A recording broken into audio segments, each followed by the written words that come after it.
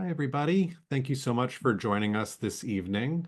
We're really excited to have this amazing panel of experts joining us to talk about FEMA, SBA, and you. I want to start off by letting you know we have some other upcoming webinars. All will take place at 7 o'clock p.m. So on Thursday, February 13th, we have a session on mental health in traumatic times. On Wednesday, February 19th, we have a session on navigating financial decision making, both of which should be really fantastic. We've got a really amazing group of guests scheduled for those as well.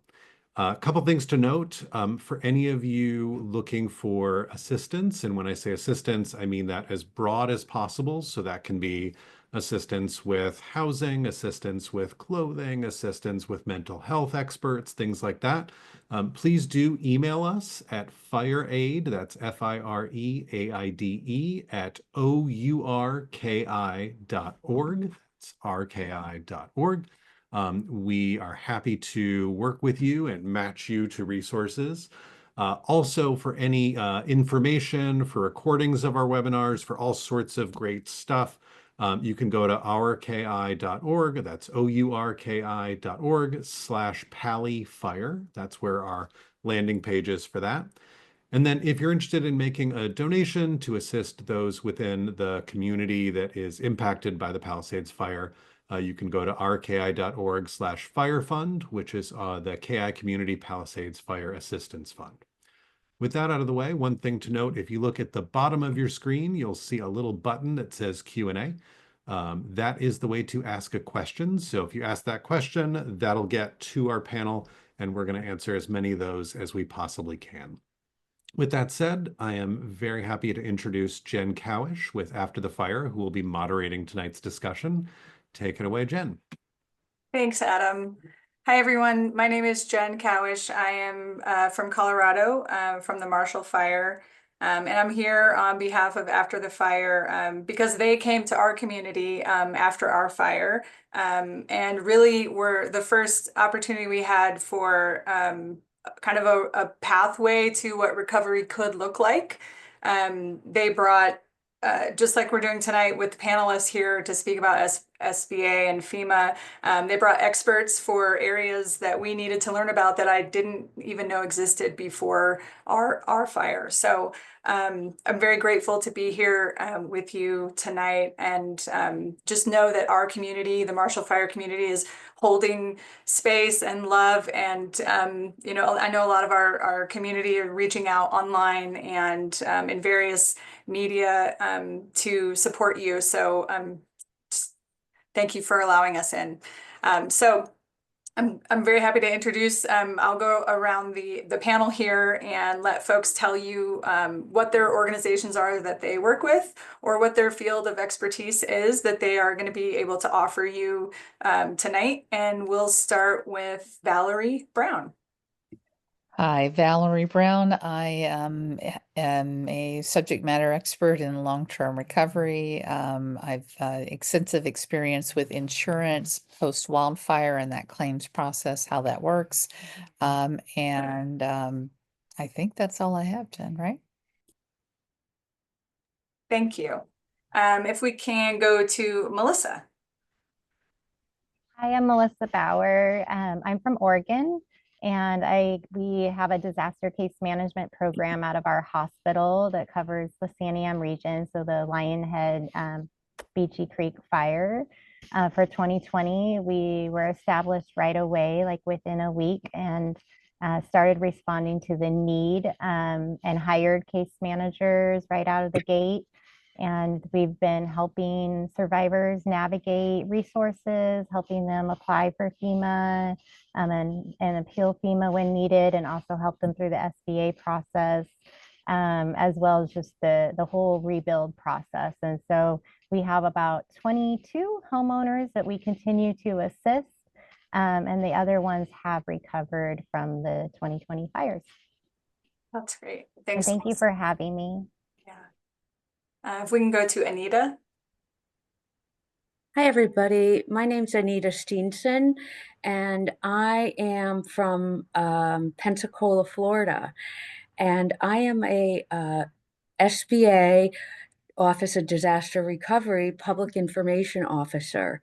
And my particular job is I go around the country, and whenever there's a disaster, I'm part of a surge team that goes to disasters and makes sure that survivors know that the U.S. Small Business Administration provides recovery resources for homeowners and renters in addition to our traditional small businesses. And it's a very passionate job for me because most of us that work in this particular department have suffered some sort of disaster. So we also hold space. And as you can imagine, being from the Small Business Administration, it doesn't really ring to people that we can help homeowners and businesses. So, excuse me, renters. So I feel very grateful to be able to be part of groups like this to let folks know that we can really make a difference in their recoveries. Thank you. Thanks, Anita. I'll go over to Sushil to add to the SBA introduction. My name is Sushil Kumar, and I'm a native of California. I live in Sacramento. Be joining you folks down in Pasadena and the Los Angeles area sometime next week. A 14-year veteran of the organization. I've gone through my share of disasters, including Sandy, Harvey, the Woolsey fire, the COVID, and so many other natural disasters. And had the pleasure of working with Valerie in Maui. And there was fires there again, fires up in Lake County. So bring my banking background where I was for 28 years. So my passion is to help people, to give back. I'm in a very fortunate place to be able to help, assist the needs of the many. And I do that with the utmost of affection, the utmost of passion, and with the utmost of grace, because it's all about serving people and serving people when they're at their lowest of a possibility. So I'm here to serve, and I really appreciate the opportunity of being a part of this esteemed panel. Thank you, Valerie. Thanks, Sushil. And last but not least, Chris. Good evening, everyone. My name is Chris Smith. I am a career emergency manager. Most recently, I served as the senior executive that led the individual assistance program for FEMA from 2015 to 2022. I volunteered time with After the Fire to, I'm from Reno, Nevada. That's an important part. So I do come from out west and fire country. I was the former state director of emergency management in Nevada for a number of years before I took the FEMA position. And in doing so, in my work with After the Fire, really try to leverage the experiences that I've had to help fire survivors navigate the FEMA portion of the recovery. Thank you. So let's see. I have a list of questions that I was collecting through various Slack and online that I can come back to, but there are a couple already in the chat specifically for SBA. Someone's asking what type of restrictions are there with the SBA unsecured loan? So maybe you can talk a little bit more about what that looks like. So Jen, may I take the question, Anita? There are no restrictions when it comes to unsecured. That's the very definition of unsecured. We are a cash flow lender. We have $100,000 limit for homeowners and renters. And those monies could be used for personal property, including automobiles. Fixed interest rate over a 30-year term. The interest rate is 2.563% as low as. And specifically, if the question could be clarified as to what type of restriction they're referring to, perhaps I could shed some light. But the very definition of unsecured is there's no restriction, the way I read it. Thank you for the question. Thank you, Sushil. I do want to ask, so I hear the question often is, should everyone be applying for FEMA? And are there any reasons why you wouldn't apply for FEMA? So Chris, if you could answer that, that'd be great. Sure, happy to jump in. So I recommend that if you've been impacted by the disaster wherever it is, in this case the fire, you should apply to FEMA for assistance, whether you are insured or uninsured, whether you are a homeowner or a renter. Um, Begin that application process and submit the application.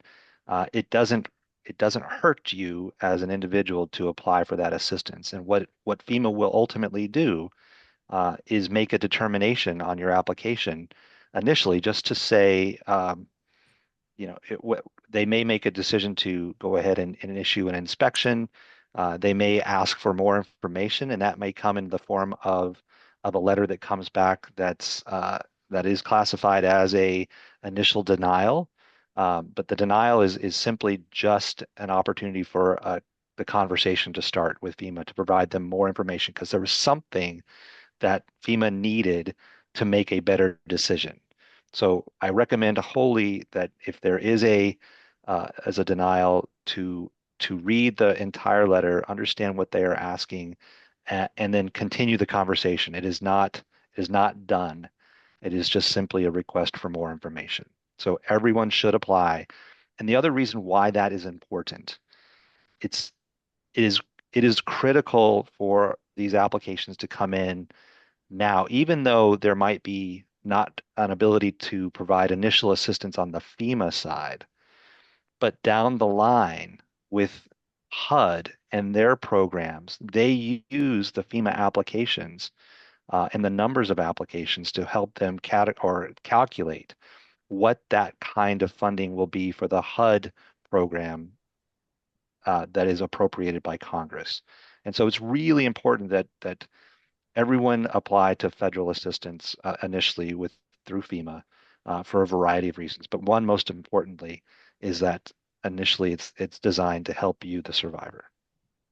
Thank you. I wanted to add a couple things that I thought of while you were sharing that. We've talked about this before of fire brain and how it's very difficult to process information right now when you're going through something like this. And we've seen it where people get the denial and they kind of just stop reading and they don't look at what else is being asked for. And so I think always one point I like to recommend to people is to just really ensure that they're looking at what's being asked for, because I tend to see people just go, oh, I didn't get it. And then they get stuck there. And so super important on that piece of it. Valerie, looks like you wanted to add something. No, it was just echoing what you said. It's not a hard no, as Chris said. We just need more information. And the same with insurance. It is, you're stating your facts, you're providing more detail, moving it along. And the same thing applies, Ms. Cowish, for the SBA. A no is a pathway to seek more clarity. Whatever you submitted as a applicant didn't add up in the eyes of an independent observer. So hence the reason for additional information. And while Chris was eloquent in his remarks about applying for federal assistance, I'd like to add that FEMA's grant-based assistance and SBA's long-term assistance in the form of low interest rate disaster loans, as low as 2.563%, is the most common way of taking care of unmet needs created by the disaster. Your first line of defense is insurance proceeds if you're insured, and then the federal resources come to bear, which is the very definition of a disaster declaration. More later. Melissa, did you want to add anything? Just echo what everybody's saying is that first letter is like a non-approval letter, and sometimes you may get another non-approval letter, and it's important to just keep resubmitting and keep supplying the information, because at first I think sometimes from our experience, FEMA doesn't quite know at the first time they send out that letter what is still needed, and so you submit more, and then it might be that there's additional information needed. And so really important to get connected to a local resource person, advocate, case manager to help you walk through that process, because it can be challenging, and that's what advocates are there for, is to help people walk alongside them. Thanks. I will ask one more question I keep seeing in some form of this. People want to know if FEMA can help if they don't have any additional living expense. If there's no ALE in their insurance or they're uninsured, if there's some specific information you could share of, you know, what could be offered to them in that case. Are you throwing that one at me, Jen? Sure. Okay, I'll start. Yeah. Everybody else can join in on Yeah. that one too. So if there is no alternative living expenses, or there's no insurance that covers that, FEMA can provide what they call rental assistance. And that rental assistance is, it can be provided for up to 18 months from the date of the declaration. So they would provide, you have to request it now. It used to be that FEMA would send that to survivors automatically, but now there is a process in place where when you're ready for rental assistance, you can call FEMA and request the rental assistance, and then they will provide 2 months of rental assistance right off the bat.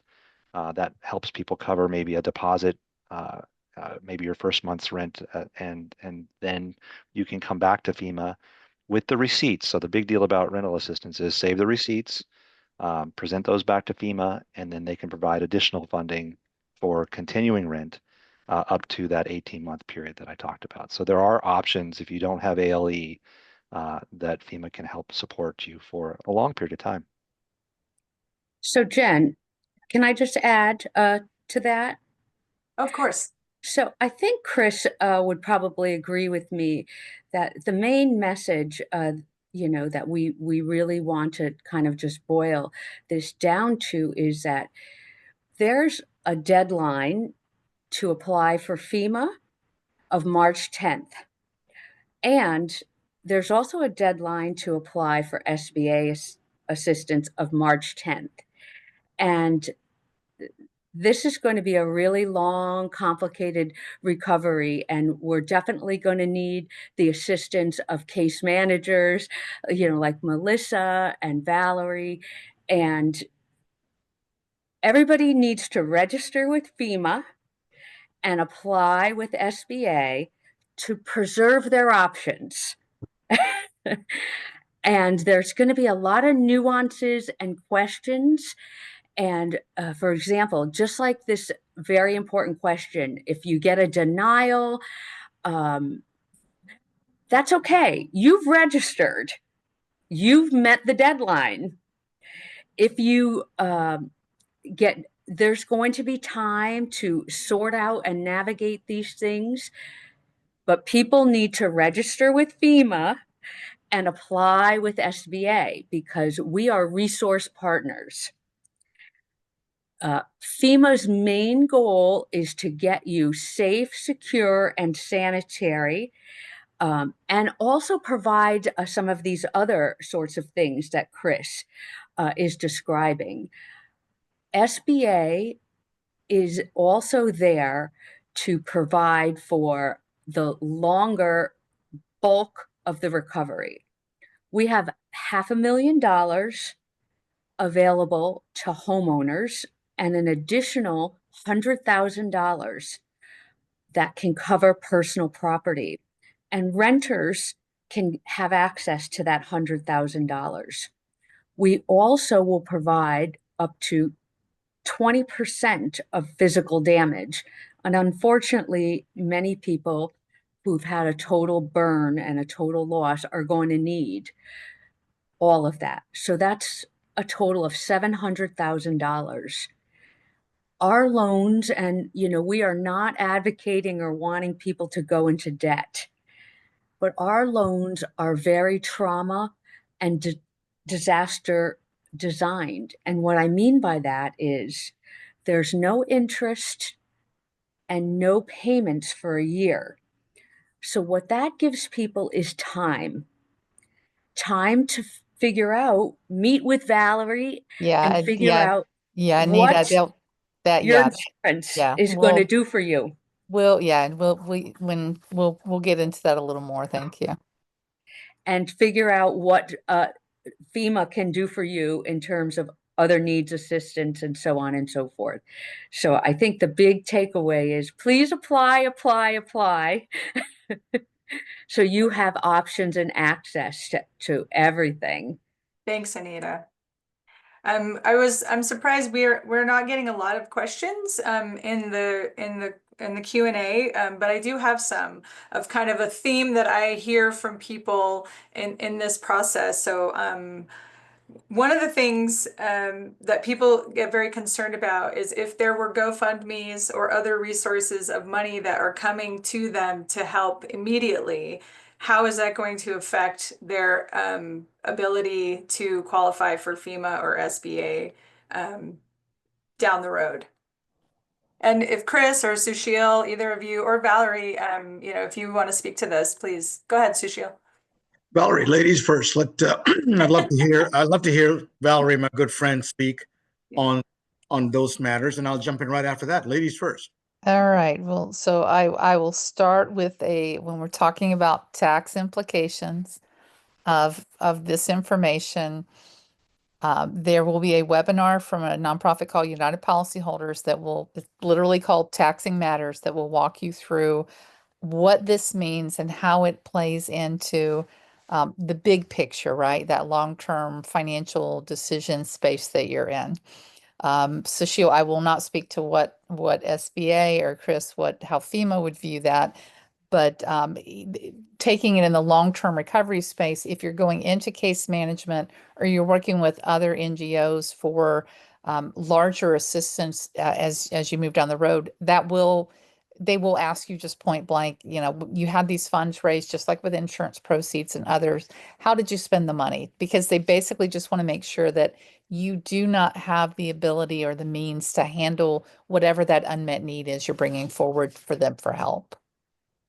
I love that we have reached that word unmet needs without even the need for choreography. Sorry. Because that was going to be my lead off. So Valerie, great minds think alike.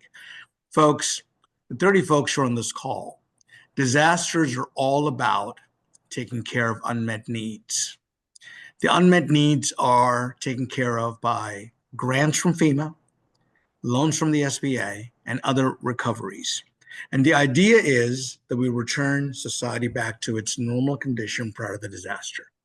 So if we are aware that there are insurance recoveries, we can't duplicate benefits. If we're aware that there is a charitable organization that comes in and wants to provide funding towards the unmet needs, we'll deduct that from the loan amount. So we will not deduct, certain types of funding, but this is where I'll toss it over to Chris, because his space is very much about unmet needs also. Isn't that right, Chris? Well, just before you do that, it was specific as to GoFundMe accounts. And what I can tell you is that SBA doesn't count GoFundMe as a duplicate benefit. Thanks. Chris? I think it boils down to what the intent of the funding is for on the FEMA side. And so if it's a miscellaneous GoFundMe without a specific intent attached to it, like it's for general purpose immediate needs, not likely going to be a duplication of benefit. But if it is something specific, like here, we're going to give you rental assistance, then that could be construed as such. And best to be clear with FEMA that you might have accepted something, from a nonprofit or a foundation, just to make sure that there aren't issues down the line. I want to add just my personal experience of having a smoke damaged home and then having to have a lot of remediation done. When I initially applied for SBA, they approved me for a lot more than I thought that they were going to approve me for.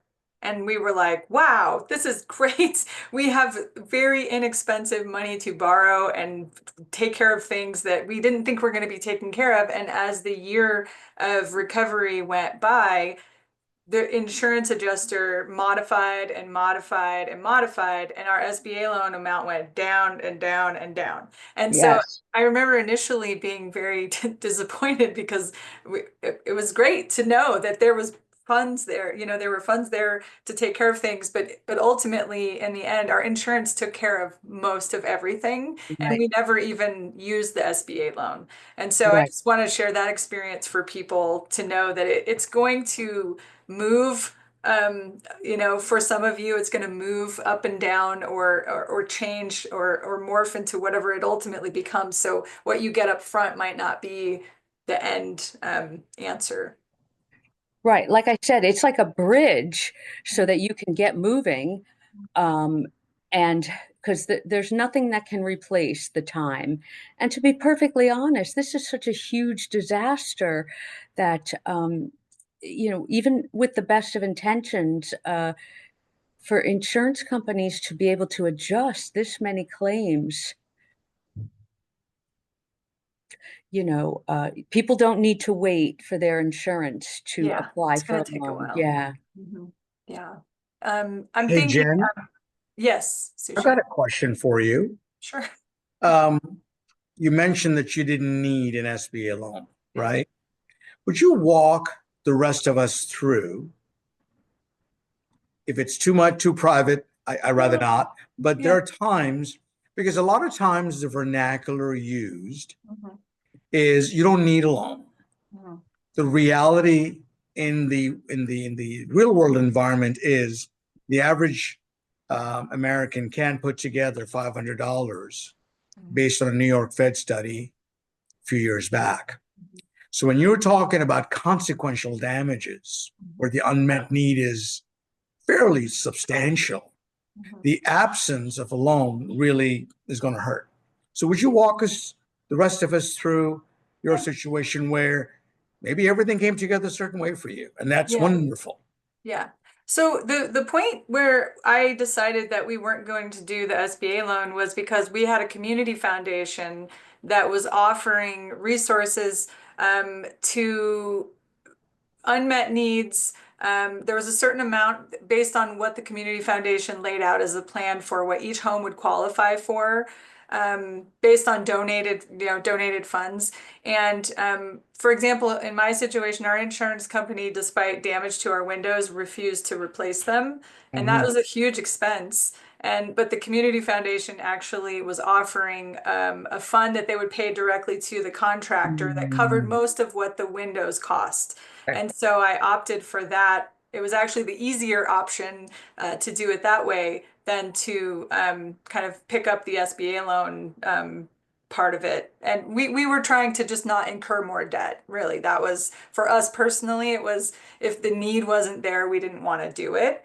And so that's how that went. And I think for a lot of people don't realize, I had no idea those funds would be available at the beginning of our fire. I didn't even know what a community foundation was. And Mhm. so, over time, I think one of the things I like to convey to people is to slow down as much as possible in their decision making, because everything that's available now is not what will be available later. And making decisions very early that have long-term effects, you could really miss opportunities for resources that you don't even know exist yet. So yeah, that worked out really well for us. For some people, they really needed that SBA loan because Mhm. insurance didn't cover, they didn't have the resources, or even what the community foundation provided or other grant monies that came later weren't going to cover the gap. And that came in really handy for them. So Exactly. Jen, did you find that it was at least a comfort to apply for the loan and know you had access to it because you applied on time? Yes. I mean, we were in the hotel right after the evacuation applying for FEMA. And I mean, that was one of the messages that definitely got through to our Oh, community good. Yeah. was these two things. You apply for FEMA, you apply for SB, everybody. Doesn't matter. Don't think about it. Just do it. So it's, And Jen, thanks for bringing up what you did, because that's what I had my hand up for, was the fact that as you move along, things are going to come through the pipeline. Be Right. aware, sometimes you're going to have a Department of Energy grant opportunities. You really don't know what's coming. I'm in San Diego. My disaster was in '07, and there were resources that came through Right. local, state, federal, the county government that were game changers, just like you had, because you not only had the foundation dollars, but you had two other state agencies that came forward with dollars. And one of the unique things they did there, which I would hope we would see with these fires, is they put a one application portal for all three of those opportunities. So you applied in one space and then you were routed there. And so that was a very helpful piece. Chris, I know one of the questions that came up was, what are some of those uncommon needs FEMA can assist with that aren't obvious? Because I know one of them is not specific to Palisades, but definitely in Altadena. I know there's septic. There may be other things there. Sure, there certainly are. Septic's a big part of that. On the repair side of the individual and household program. But other forms of assistance that are also out there that aren't taken advantage of as much are things like medical um, replacement of either um, medical items that were lost. Um, you had certain issues that developed because of the incident itself. Those appointments can be covered by FEMA as well. Any access and functional need material or equipment can be paid for by FEMA to replace those, and those are not part of the cap. You can also seek dental assistance as well if there were things that were lost in the fire that affected your dental side of life. You can seek FEMA reimbursement for that. And this is, of course, if insurance isn't going to cover it. So that's the big caveat there, is that insurance is first, and if insurance doesn't cover it or doesn't cover the whole thing, you can take that receipt to FEMA and they can provide additional support. Another one that really is another benefit that isn't used quite very much is childcare. So individuals that need childcare during these times, those childcare receipts can be submitted to FEMA and they will cover that for the period of up to 18 months as well. I did not know that. That's great. I think that'll be really helpful.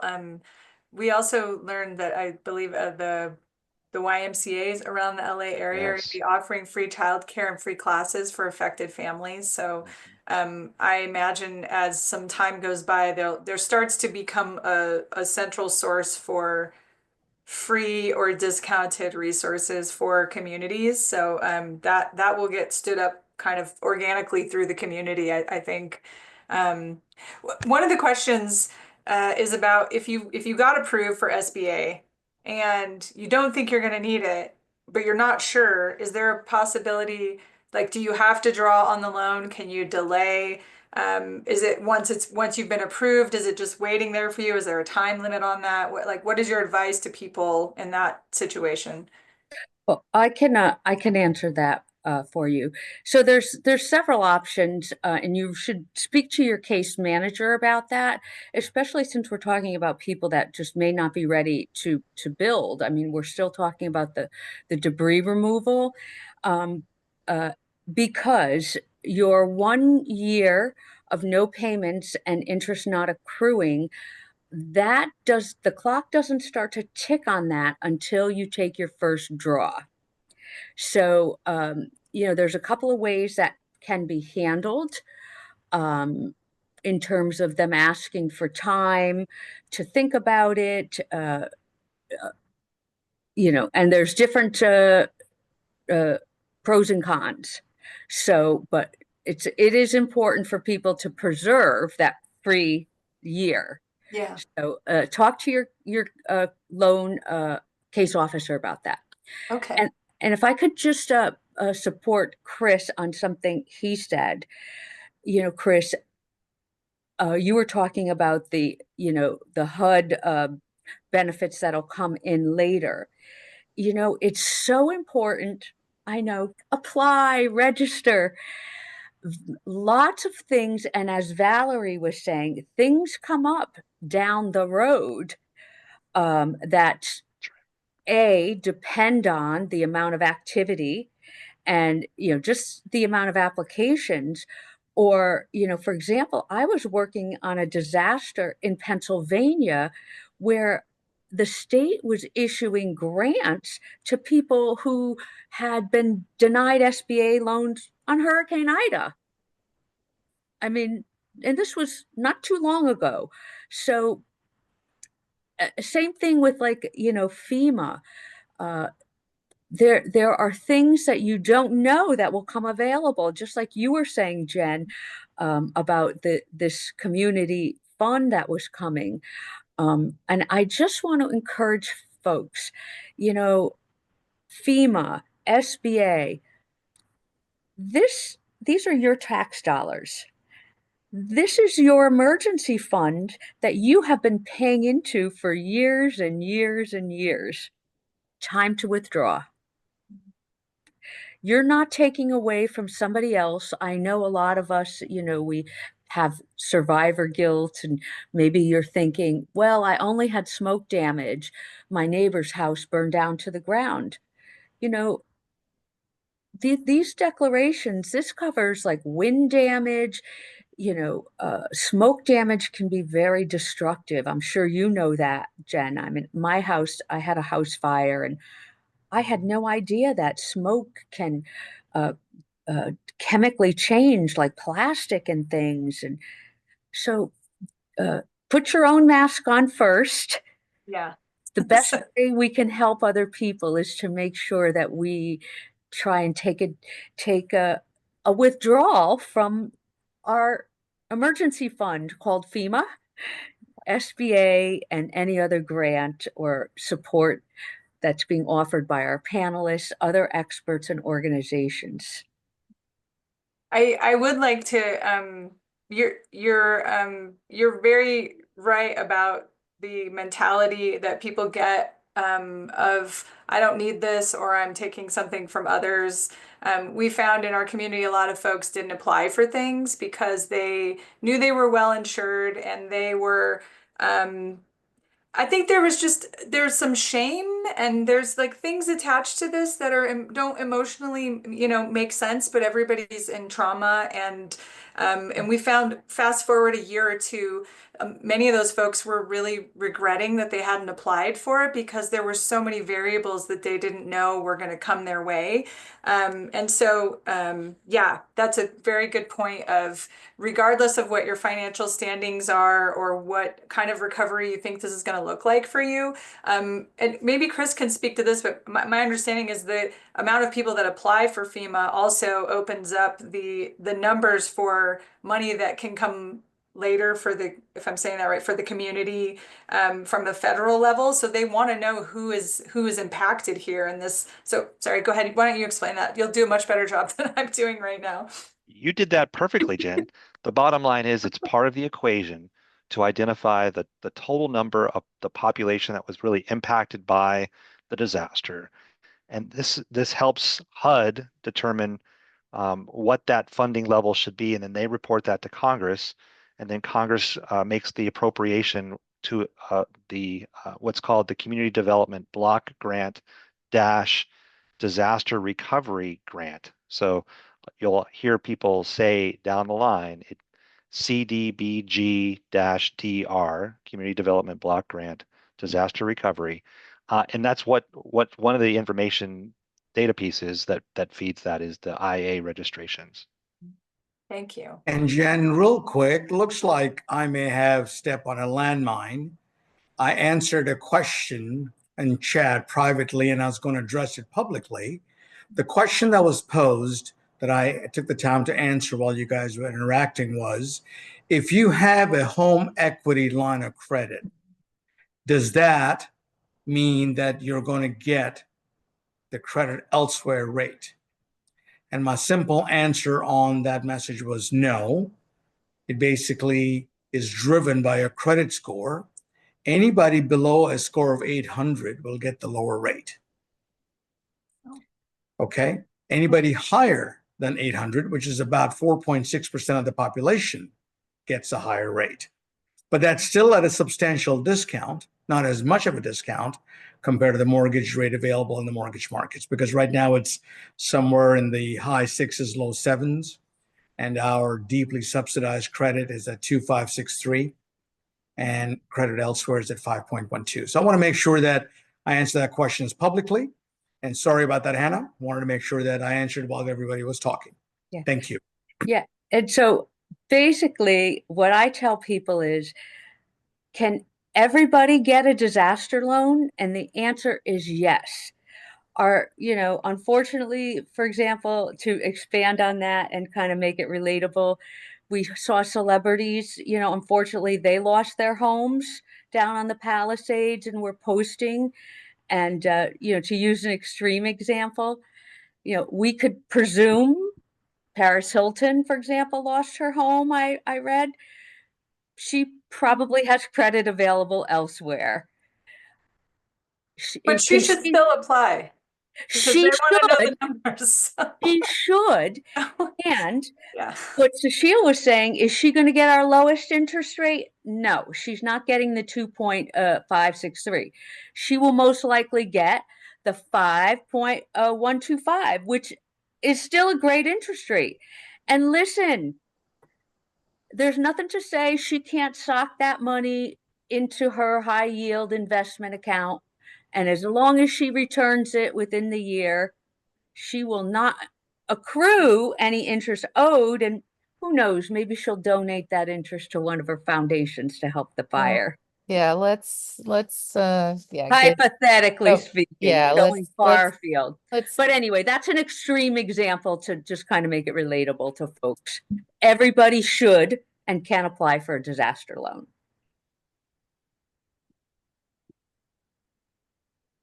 Jen, did you want to say something? Oh, no, keep Okay. going. Thank you. Well, I wanted to ask, Melissa has been quiet, and so I wanted to really check in with you, because I'm sure several things have come up, from your perspective, and so if there's anything you want to share or add. Yeah. Well, I did want to share, because there was the question of applying for FEMA. We've talked a lot about FEMA and SBA and the importance in applying. And I wanted to just give the perspective of the resources that are going to be coming down the pipeline in the future, as our disaster case managers are going to foundations or our long-term recovery group that has funders around the table that it can assist people with their rebuild. Also, like our county grants, all of those opportunities that will come down the road require that case managers are giving a rundown of what opportunities did the survivor apply for. And so often FEMA is like the seed funding that we can say, this survivor applied for FEMA, they received $35,000 towards their dwelling. And we're here today because there's a gap of $180,000 to complete their rebuild. And so it's really, really important to apply for FEMA, to get connected to a case manager, and to keep your every award letter that you receive, and to keep all of your receipts, because as you apply for new programs that come out, they are all going to want to see how did you spend your funds early on, to make sure that we are not asking to cover similar costs. And so I wanted to stress that FEMA really was, for our survivors, it was the seed funds. It was what got us to the next step in their recovery. And so we just encourage people to apply. Val, did you want to add anything? Yeah, just to echo what was shared by Melissa, that really is understanding it's a lot to navigate this process. You've got a lot of decisions to make, a lot of opportunities, a lot of gaps, and having someone who can help you navigate that is going to be key. I will say, for those of you who haven't been, please consider going to the disaster recovery centers. It's a great way to connect with a lot of different groups that are providing service, take care of some government things that you might need to handle. But right now, about 20% of the people have been there. So take advantage of that. It is set up to be a one-stop shop, and it really is a way to connect to some of these groups that are going to come into play longer term, as Melissa said, including disaster case management. If you find you need that sidecar help in navigating the process, or you're looking for, you have a gap, you're not sure how you want to fill that gap, go ahead and get on the register with those groups, like your long-term recovery group, to be in the queue for that. And Valerie, you just like brought up a really good point. Is in the beginning, I think with our program, initially people thought that they could, oh, to get a case manager, I need funds, or I need to be a certain income level. And disaster case managers are there for anybody that lost their home in the fire. We have people that don't need financial assistance, but they're connected with us for that human connection, to be able to come in and just talk about the frustrations, and for us to be able to go out to their property and see their builds and see the progress being made. And so I just like reach out when you do have those disaster case management programs open up. It's going to be, I think, fairly soon. And because you will need that advocate. And sometimes with FEMA and the SBA process, our survivors did feel like they wanted to give up at some moments. And that's where the case manager steps in for them and is their advocate and their contact, and they can reach out to FEMA, and they can help that process along. And Melissa, if I may, the notion of throwing your hands up in the air, going, "I give up," is a very commonplace mindset. The shock and awe that people go through, and also to have resources be held over, at bay, over a misunderstanding, is really heartfelt, right? So our approach is call the toll-free number, let us know. My job and the recovery coordinator at the Interagency Recovery Center would be exactly that, to share that understanding of message, if you will. I wanted to bring up something that comes up in various ways about FEMA specifically from people. There's a lot of fear around what happens after FEMA resources are used. People are afraid that they will get bills for things, or that there's going to be, something that they're not able to pay for later, or an expectation of repayment. And whether it's funds that they're given or the debris cleanup, however FEMA's involved. And so I'm not sure which one of you, maybe Chris or Melissa, Valerie, but can you dispel some of those things? Because people can get really, there's already a lot of distrust and can be very fearful of agreeing to things that they might later be on the line for, that they don't have the resources to cover. How about if I offer to start off with the IA side, and then we can roll into some of the other parts of this. Okay. So first and foremost, as with most things, there is an expectation that there is not a duplication of benefit. So as long as you have receipts that you've asked for assistance, and you've applied the assistance for where it was meant for, then there really should not be any problems with the assistance that you're receiving. An example of this would be, I have asked FEMA for rental assistance, and I am providing FEMA with my receipts for the rental assistance, my lease that I've made on my own, and I give FEMA this information, and they continue to provide me additional continuing rental assistance month after month. And as long as I'm not receiving any other benefit for rental assistance, there's not really a risk that FEMA is going to determine that you're not eligible for that. That's they. I will stop on the rental assistance side and clarify on the replacement assistance, because in wildland fire and urban conflagration, you will likely get, if you're going to get some FEMA assistance because of things are not insured, that FEMA will provide replacement assistance. And that replacement assistance is yours to spend as you need to spend to help replace the items that you want to replace. Um, but they're not going to come in and say you spent that wrong, you bought the wrong TV or the wrong uh, whatever to replace what you lost. That's your choice, much like it would be in an insurance claim. Uh, so I would keep your records, I would keep your receipts, I would definitely uh, not lose track of those in the event that there is a question that you can provide that. But most times, uh, honest people make honest mistakes and can provide resource receipts to justify what they've done, and that's always understandable on the IA side. Yeah. Melissa?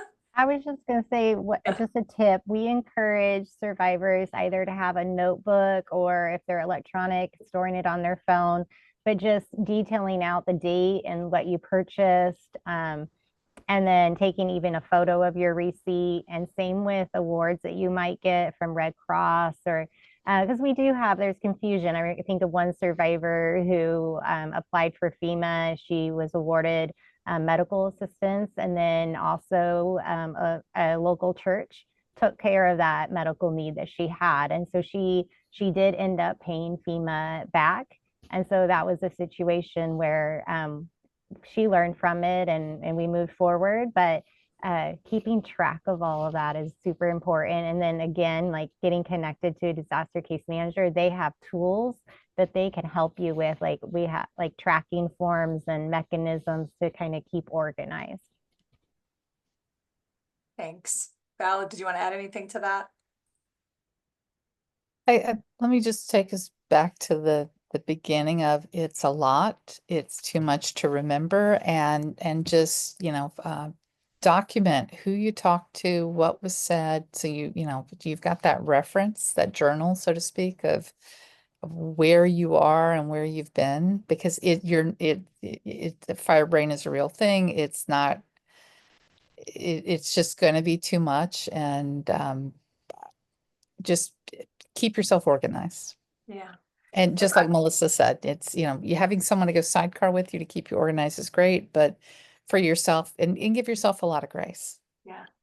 If I could add, I can recall some of the people in our recovery did exactly that. They had a journal for keeping track of things, but what they found later was it was when they felt demoralized and defeated, they were able to see they had been doing stuff. And because some of these things take a long time, and you might take a little action each day or just put it down for a week and then come back to working on it again. But it can sometimes feel like nothing's happening, and then all of a sudden something happens.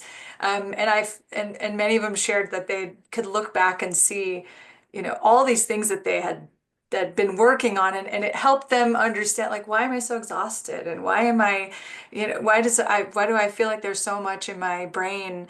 And sometimes validation can take you a long way in keeping going. So I appreciate that. It's a very good point. Um, I've learned lately that I didn't do is somebody suggested to start a new email address for only fire stuff, because it'll just be a lot easier for you later instead of trying to find it in various places. And I just thought that would have helped me so much. So I appreciate that as well. So I think we're getting close to the end of time here. I don't see any more questions in the Q&A. So what I would love to do, if any of you have just one thing, one piece of advice concerning, and you may have said it already 3 times on the call, but in this moment, we can all hear it again. If there's one thing that you'd want people to know to take away from this, and so I'll start with you, Melissa, to close it out. Sure. I think it's just recognizing that it's okay to not be okay at the moment, and it's okay to ask for help and reach out to those resources that you have. To be a listening ear to help you navigate applying for FEMA or other resources. But yeah, I think just like to leave it there, just asking for help, and we're here for you. Thanks. And Chris? It's one day at a time. And I really appreciate the comment that I think Melissa made about keeping a record of who you talk with to help you navigate this. And just know that there are a community of resources around that want to help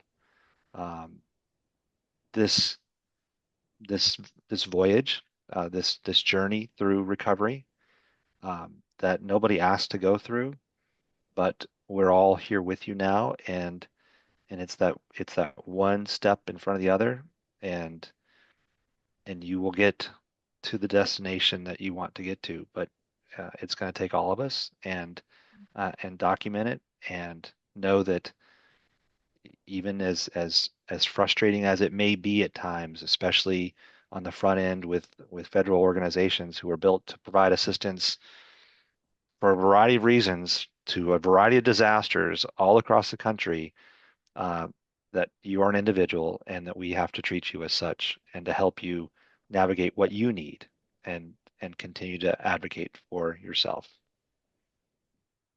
Thank you. Valerie? Yeah. I guess my takeaway would be it's okay to not know the answer. There's a lot, you've inherited a lot of different jobs, a lot of different tasks you have to do.